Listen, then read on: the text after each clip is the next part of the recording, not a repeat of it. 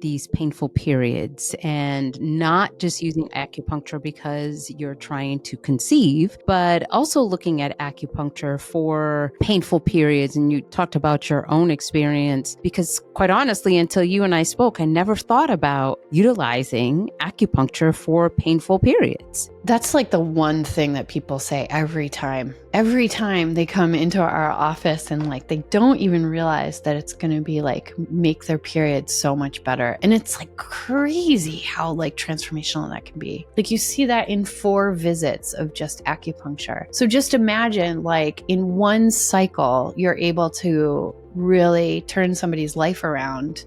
There's exceptions to the rule, right? The first cycle and experience at our office generally is like, holy crap, I didn't have any cramps this time. Or I noticed that my blood flow, like my clots weren't as huge. And that's like where there's 2 powerful things there, right? So also we teach at our office, we teach people acupressure as part of their experience. So they're doing the acupuncture at our office pretty like 3 times a week along certain points on the inner lower legs that can really help with painful periods. And then in conjunction with that, we're probably doing some herbs to support them. So those herbs can be really powerful in regulating that system. For so many people, obviously, that they have these problems, when do they come to you? Okay, I've been having these heavy periods. Am I going to start at a random time? Do we start when I'm on my period? How does it actually work? I would just say, if you're listening to the show and you have painful periods, go to the acupuncturist as soon as possible. Like, don't think about it. Yeah, just go. Yeah. Just go.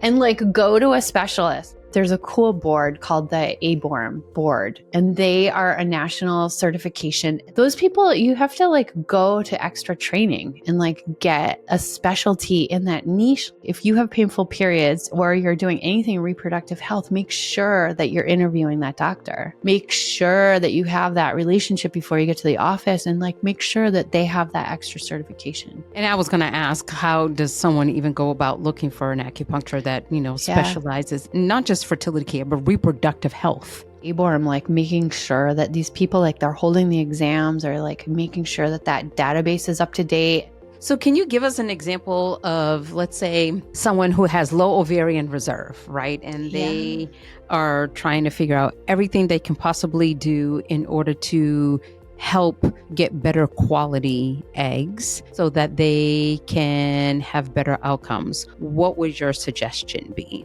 Commit to at least 3 to 6 months of acupuncture, making sure that you're really working on your supplementation, working on your nutrition, making sure that that acupuncturist is really in a dialogue with you about that.